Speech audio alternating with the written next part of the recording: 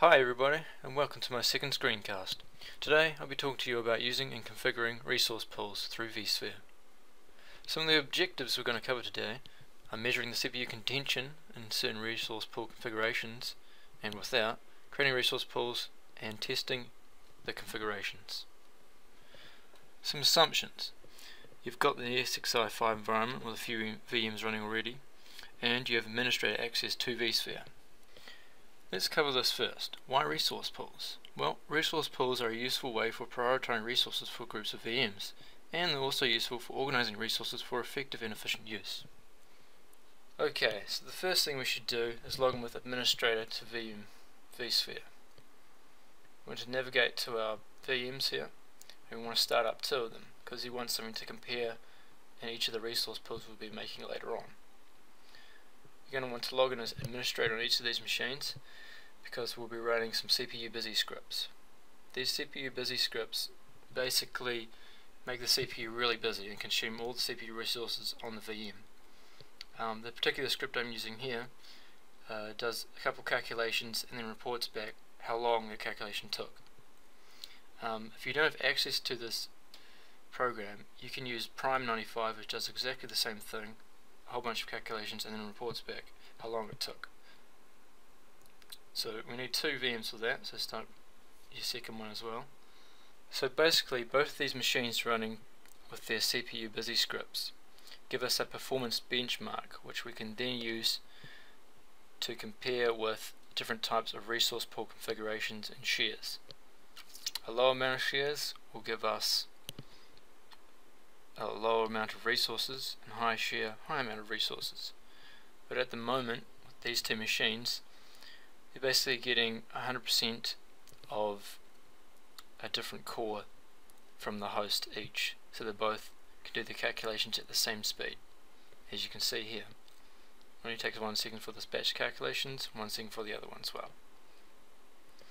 So now we've got our performance benchmark. We want to change the affinity of the VMs so that each VM is using the same CPU core or the same processor. So what we need to do is right click on your VM, go to the Resources tab, then Advanced CPU, and then change the affinity on the box below here to either 0, 1, 3 or so on and so forth. CPU always starts at 0, but for this case we're just going to do 1 for both of our VMs, just as long as those figures are the same. The processor will be using the same core. So at the moment here there's no difference because they're both using different CPU cores. So now we edit the second one, Resources, Advanced CPU, and change the affinity to the same. They'll be using the same core, and then they'll be contending for the same CPU resources. So now we should see a bit of contention here, and the calculation would slow down in both of the VMs. For this example here, we find that using one CPU core, the calculation increases from 1 second to 3 seconds for both VMs. Now we can create two resource pools, one for each VM, a low one and a high one. High one's going to have a high amount of shares, low one, low amount of shares. This will give us the ability to control how much CPU each VM can consume.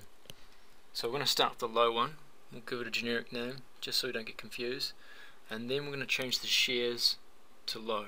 We're not going to touch this other stuff here. Unfortunately we don't have time to go over the memory, and it's a bit harder to test, but that can also be done with Prime95. But for this resource pool we're just going to do straight low.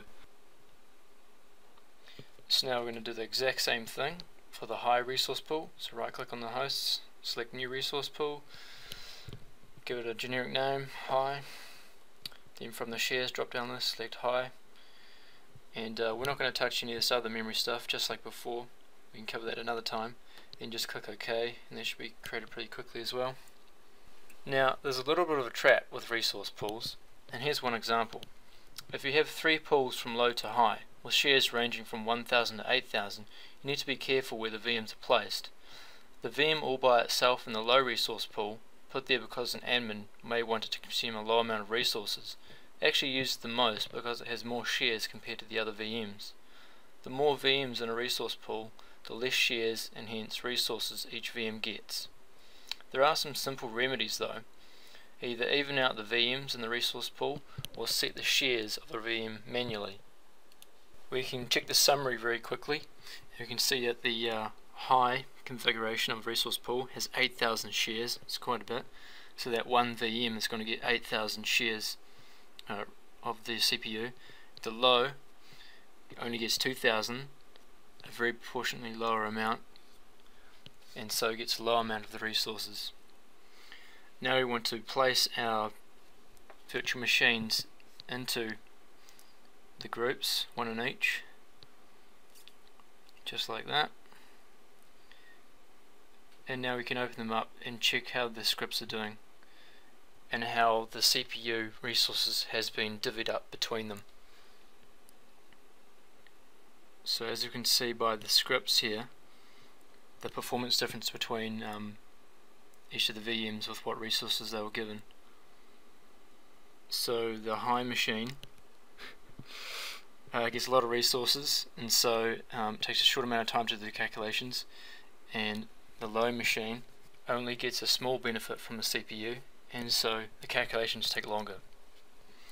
Now we can change the CPU shares of the resource pool. We'll start with the low one to normal to bring the low up to 4,000 shares, which will give the machine a bit more performance. So we should see the calculations lower. So as you can see, the high machine only takes 2 seconds per calculation, and now the other machine on the lower shares is now showing a faster calculation. That means it's getting more performance from the CPU. And we can change the other resource pool of the other VM to normal as well, so then it should even up the resources given by the CPU between the two VMs. So we'll do the exact same thing we did with the other resource pool. Just right clicking on it, clicking edit, and then changing the shares from high to normal, which lowers the shares to 4,000, which is the same as the other resource pool, so it should give us the even amount of processing power between them. And as you can see,